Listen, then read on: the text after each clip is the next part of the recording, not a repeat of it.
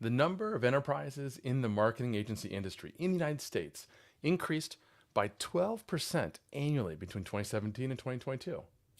How can your agency stand apart from this growing number of competitors? Through partnerships. Partnerships with other agencies and brands, and partnerships with your clients themselves. Your clients are tired of traditional client agency relationships that often feel transactional and one sided. Do you want to learn how to foster a more collaborative and mutually beneficial partnership with your agency clients? A relationship where the client is more invested, drives more revenue, and less likely to churn? That's what we're covering in today's episode of Partnership Unpacked.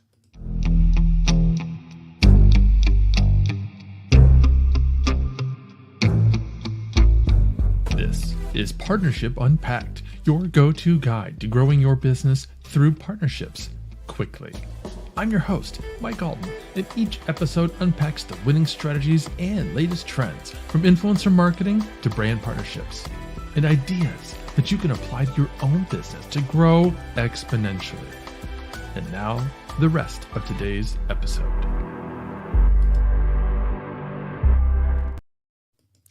Welcome back to Partnership Unpacked, where I selfishly use this time to pick the brains of experts at strategic partnerships, channel programs, affiliates, influencer marketing, relationship building. Oh, and you get to learn too. Subscribe to learn how you can amplify your growth strategy with a solid takeaway every episode from partnership experts in the industry. I'm Mike Alton, and I'm here in the home office in St. Louis. And those of you watching live right now, let us know where you're tuning in from in the comments and tell me, yes or no, do you consider your relationship with your clients to be a partnership? I would love to know how many of you are already thinking along these lines. And if you're watching the replay, comment with hashtag replay, because those who watch and engage live have the opportunity to get their questions answered real time. Now, when it comes to partnerships, there are a lot of different kinds and flavors, as evidenced by all the different topics we cover on this show. There are partnerships with influencers and affiliates, integrations with technology partners, co-marketing initiatives with brand partners, mergers and acquisitions, and of course, today's topic, client partnerships. And yet, when I often hear from brands who want to partner with me, that's really just a euphemism for sell to me. Should you really talk to your prospects and clients about partnering with them? What should that look like? Well, that's what Dale Wilson is here to help us with. Dale's an online marketing professional combining leadership, analytical, and organizational skills for the performance marketing agency adQuandrant, focused on guiding the agency and its partners toward mutual benefits. Hey, Dale, welcome to the show. Hey, Mike. Love that intro. Thank you. Yeah, great to have you. And let's kind of just set the stage, please, and just tell us about adQuandrant and what is your role exactly there. Sure. Yeah. So 20 years myself in the industry with 4 years at adQuandrant. This is technically a second career for me. I would say that adQuandrant is, I think, in my experience, a relatively unique agency. I've spent a fair amount of time at various agencies, at platforms, things like that.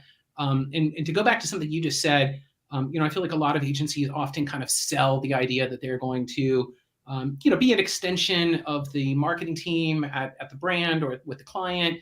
But I don't know that it's always been accomplished. And I think adQuandrant does, in my experience, a phenomenal job at accomplishing that. So let's talk about that. Let's pull that apart a little bit, because I want to know the exact kinds of challenges that your clients and your partners are facing and how those are actually solved through partnership. Sure. Yeah. So as an agency, we've essentially got four, let's call it five key components to what we do. We very much start with strategy. We very much focus on, what was the short-term goal? What is the long-term goal? Where's the client been? What are they trying to accomplish? Not just in 2023, but in 2024. And are they doing now what they need to do in order to accomplish those goals in 2024? So very much thinking along the lines of strategy as being our first offering to the client. The second one is really, in many ways, kind of where adQuandrant started with kind of classic media buying. We're very much agnostic to platforms. We've got an incredible marketing team that can handle, or I should say media buying team that really can handle anything from, Pinterest to TikTok to Google, you name it. We're very, very much capable of doing it. And then, our third offering is really around creative, really being able to, handle the initial ideation of a creative to, execution of the basics in terms of production, editing, etc. And then also ideally, taking it beyond just the basic creation of the creative, but also looking at how's it performing, what's the best version, etc. And then our last kind of core offering is really around data and understanding if you're collecting data from a platform, how are you reallocating it on platforms B, C, and D, etc. And I would even say the fifth offering we have is partnerships, is really being able to look at the ecosystem and understand what are the big challenges in marketing, in for example, the uncertainty of 2023, and how do we find the right partners to help our clients be as productive and hit those goals that they're really trying to accomplish. So as you can imagine, with all those offerings, we definitely need a very strong, very involved, integrated partnership program that really takes the goals of the client in mind first, and really strategizes and builds the necessary tools and accomplishes the necessary milestones to really hit those long-term goals. I love that approach because what we're talking about is not just providing them a service that they just, they filled out a form and they purchased it and they asked for it, Yeah. right? It's sitting down with them and communicating. Yeah. Oh, That's, an odd thing to yeah. do, but yeah, we're going to actually have a conversation and talk through what their real goals are. Yeah. Um, and I get the impression that there's consulting basically that goes into that, right? Where you're Absolutely. probably helping them understand sometimes maybe they have the wrong goals. Yeah. Yeah. Yeah. Okay. Absolutely. Yeah. And it's a great point because certainly AdQuadrant looks at our clients a little bit differently than I think most agencies. I mean, to be frank, we say no to clients. Mm. It's sometimes we're not the right agency, and we're okay with that, right? We're comfortable with telling prospects that we're just not going to be the right fit for them for one reason or another. And the other thing is that we look for in the right client fit. We look for a very specific type of client, and that is someone who's what we call a challenger brand, someone who's going to look at. I love talking about the uncertainty of 2023 because a challenger brand will look at that and say, I don't really know what is going to happen, but that's okay. That's just another headwind. And what I'm looking for in an agency is a thought leadership, a plan, a strategy to be prepared and nimble for that uncertainty of 2023. And so I think we do an amazing job at taking in all those considerations and really building them, to your point, a long-term integrated strategy based on those goals, and really looking at, not feeling uncomfortable with uncertainty. Love that. So you're talking about how you approach new partners in essence, and tell me more Yeah. about that. How do you identify and approach, these clients from that partnership perspective?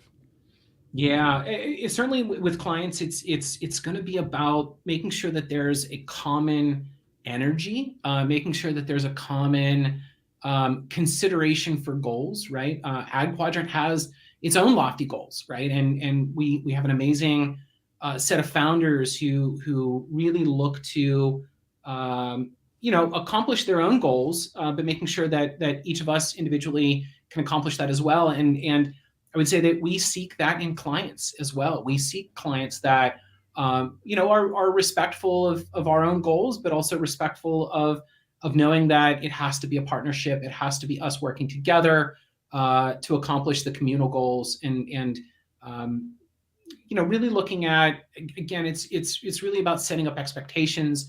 It's really about setting up an understanding of the plan and making sure that as we are executing against that plan, because there's uncertainties in the world, we might need to pivot, and that's okay. I just want to underline how much you're talking about mutual goals, Yeah. because as a partnership professional, this is a core tenet of Yeah. any successful partnership. There has to be mutual gain. for both parties. And it can't just be a transactional, I'm paying you. That's not Yeah. partnership. Transactions aren't partnerships. There has to be a mutual understanding of the goals and mutual agreement that we're moving in the same direction to achieve those goals. And I'm going to ask you to share some details in a minute because some of you watching and listening might need a little more context to understand what we're talking about. But before I do, I want to unpack, I want to have you unpack for a second how you actually measure the ROI from these kinds of partnerships. Because, like you said, this is a different tact than many other agencies take. We Yeah. work with thousands of agencies at Agorapulse, and most of them, and there's nothing wrong with this, but most of them are transactional. They Hmm. have a suite of services that they offer their clients, and that's what they do. And Hmm. the ROI there is obvious. They spent a certain amount of hours marketing, selling, and then providing the services, and they got this revenue in exchange, and boom, simple math. How are you doing it differently?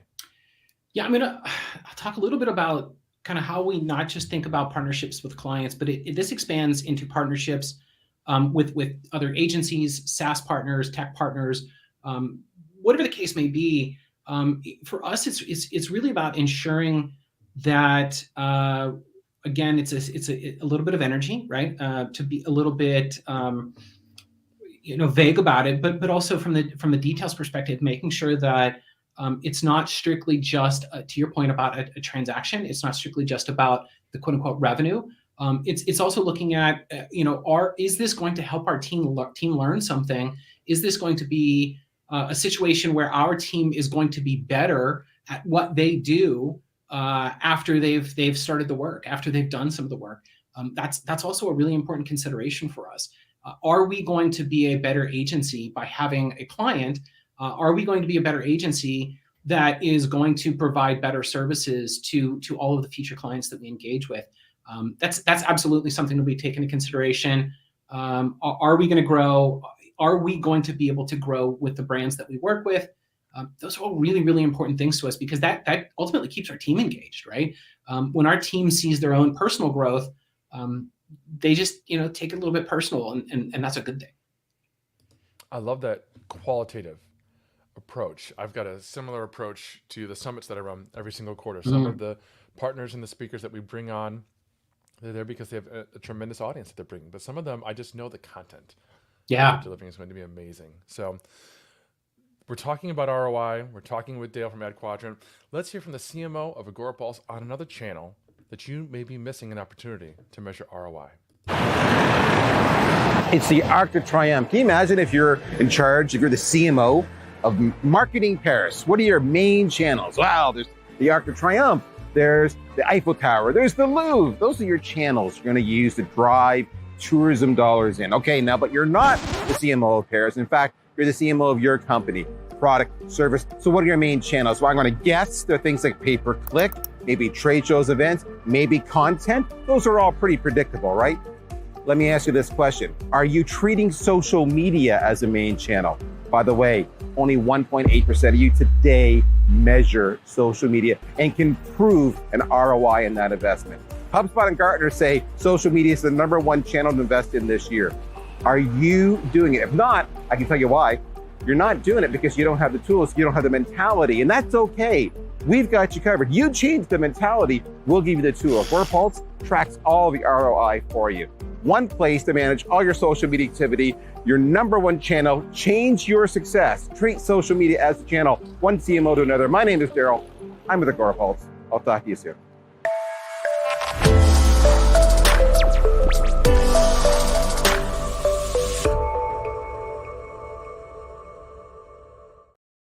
All right. Now, Dale, you shared some high level perspectives of how you approach clients and partnerships. Could you share with us some specific examples of some of the partnerships that you've led? Why were they successful? Maybe some of the challenges that you had to overcome through those partnerships. Yeah. Excellent question. For me personally, obviously there's been some amazing client engagements, but I would say that over the last, let's call it year, I've had some really, really good partnerships with some tech partners, folks like, an easy one is Klaviyo or Gorgeous, Triple Whale, even on the smaller end, a company named Where. And what I think is super amazing about those kinds of partnerships, those kinds of engagements, is they respect and understand, first of all, that agencies don't function like other tech partners. They don't function like SaaS partners, et cetera, SaaS tools. They really function a little bit differently. And then even within that, adQuadrant is not your average agency. And so, when they're able to understand that and kind of more, it allows for us to more deeply engage and have a better partnership because the expectations become appropriate, and we can really own that long term. We can really engage with that that kind of deeper conversation that really makes a more fulfilled engagement for both sides. Cool. So for the agency owners that are going to be listening to this and they're thinking, okay, I should develop more partnerships with my own clients, what recommendations would you share for them when they're trying to foster these kinds of partnerships? Yeah, excellent question. The first thing is that, look, adQuadrant can't be everything to everybody, right? So we have to understand that there are going to be folks out there that are going to have perspectives and opinions that are going to be different. That are going to help us. adQuadrant has this amazing phrase. We like to think about it as looking around corners for our clients, right? Looking at what are some of the considerations that maybe aren't the most important today, but they're going to be really important later.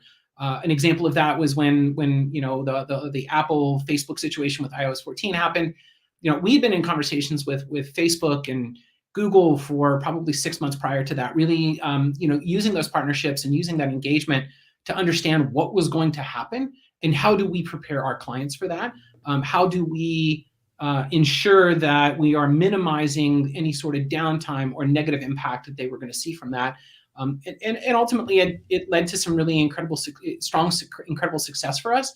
So just being open and aware that there's going to be things that aren't the day-to-day, that are going to be changes, evolutions in our industry, and just being aware that they're going to have a perspective that you might need to take into consideration that you just didn't know was going to be an issue.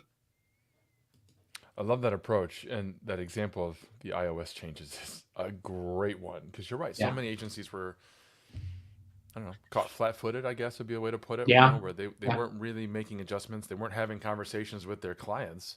Yep. So clients who aren't paying any attention to industry news like that, that's what they paid the agency for. Yep. Were completely caught off guard, and all of a sudden, their ad results were tanking, and there was nothing they could do about it. What would you tell someone in your shoes not to do? Not to do. I tend to be the guy that lives on the positive side, so I would I'm going to maybe turn that around a little bit, but just always have a plan. Always have a goal in mind when you get on a call, when you get on that first call with your prospective client, prospective partner. First of all, just do a little bit of pre-call, right? Do a little bit of preparation, but be prepared to be open and understanding to what they're trying to accomplish, and don't. I always think of like best practices as table stakes. So if there's something more than best practices that they're going to be able to bring to the conversation, enhance your understanding of the environment, of the ecosystem, just be open to it, be ready for it. In terms of what not to do, don't get stuck in your old ways, right? Again, I'm a big fan of really thinking of best practices as being the basics. So be imaginative, right? Imagine what are some of the ways that you can take what and really enhance your client's experience, accomplish those goals, and also just keep your client goals in mind at all times, right? Like that's it's often something that, certainly as someone who's been at several different agencies, it's often something we forget, right? We get caught up in our own goals, and sometimes they're personal goals or company goals and agency goals, and they're not necessarily thinking about the client. And really focusing on the client is just it's the apex for us here at adQuadrant. And I love the underlying theme here, which is that you have to have communication Oh yeah. with the client. You have to talk to Yeah. them and you have to truly understand your goals, which takes time, Yeah. which takes some amount of skill in drawing that out, because sometimes they're not going to tell you up front what their actual goals. One of Yeah. my good friends, she runs an agency, an ad agency, and she was telling me the story about how she was working with a client and she was running ad campaigns. And she's trying to do what she thinks is in the client's best interest, which is to drive traffic and conversions. And the client kept coming back to her saying, no, we want likes. We want reactions. We want followers. And she's like, Hmm. that's vanity metrics. Yeah. No, we're not going to go Yeah. after that stuff. We want to go with real business driving results. Come to find out later, Yeah. they were trying to sell the business and they wanted to make it Oh, look as wow. good on social as they could. So Yeah. that was their goal, but they didn't Yeah. share that. And she Yeah. didn't know that. So there was Yeah. miscommunication there. Amazing. Amazing. Yeah. Yeah. It's amazing that you say that, because we're very much focused right now on thinking about lifetime value, right? And thinking about, Mm. what's going to be the right audience to engage with, the right ads at the right time in the right place, and all of those things that are important. But at the same time, though, also understanding like what really truly drives lifetime value. And in some ways, some clients might actually have an ecosystem established where, to your point, a like might actually drive the right kind of audience that's ultimately going to drive the right kinds of transactions, that's ultimately going to drive the best lifetime value for them. So just have those conversations, right? And don't be afraid to be told that what you think is the right goal might not be the right goal, and that there might be something more out there. Yeah, so Yeah. that's a great story. What a great story. Now, my last question for you is my favorite question. I ask this of all my guests, and I don't know how anyone's going to respond, but for fans of the show, this is the question I'm going to ask, and everybody ends up coming along the same line. But how important have relationships been to your career, Dale? Oh man, literally everything, personally and professionally. Relationships, partnerships. It's everything. Super good examples. Probably 7 years ago ish, worked at another agency. I was there for almost 4 years. Built some amazing relationships with a lot of folks that I worked with. Eventually left that job. When I got laid off a couple years later, immediately knew that one of the people that I worked with was already at a different agency herself. Immediately reached out to her, and because we had a good relationship, because we had a good partnership in terms of business, she brought me on at that agency. We now work together again, but at even a third agency, right? So I think that's a phenomenal example. Another good example is a friend of mine. She was in an agency, actually the same agency that I was talking about earlier. She left to go to Google. Eventually she was part of the massive layoff that happened a couple months ago. And now she and I are working together to figure out what her next goal is, right? What's her next big movement in life? Is it agency life? Is it working at AdQuadrant? Is it something different? So I think that's a really good example of partnerships and just working together, getting to know each other, getting to understand each other's goals, and how we can accomplish them together. And I think that's, my perspective and my approach to that with individuals has now led me to partnerships here at AdQuadrant, and really being able to, understand what is AdQuadrant's goals, what makes us unique, and how do I talk about that, right? How do I go into the ecosystem and say, AdQuadrant is different, and that's okay, and we're really good at what we do. Partnerships is amazing. So Love that perspective. Thank you so much for sharing that. Like I said, it's a question I ask every single guest, and every single guest, their answers vary, but it always boils down to how important relationships truly are, because you never know what resources you're going to want or need or potentially be for others in the future. So yes. Thank you for sharing that. Dale, this has been fantastic. I love your insights. I love your approach to working with clients and stepping alongside them. Tell folks where they can go to learn more about you and AdQuadrant. Sure. Yeah. I mean, go to adquadrant.com. Don't hesitate to reach out to me on LinkedIn. I would say also feel free to email me at dale.wilson@adquadrant.com. Mike, this has been a lot of fun. Thank you. My pleasure. And thank you all for watching, for listening. We'll have all the links and Dale's information in the show notes when the podcast comes out in a little bit. And until next time, thank you very much.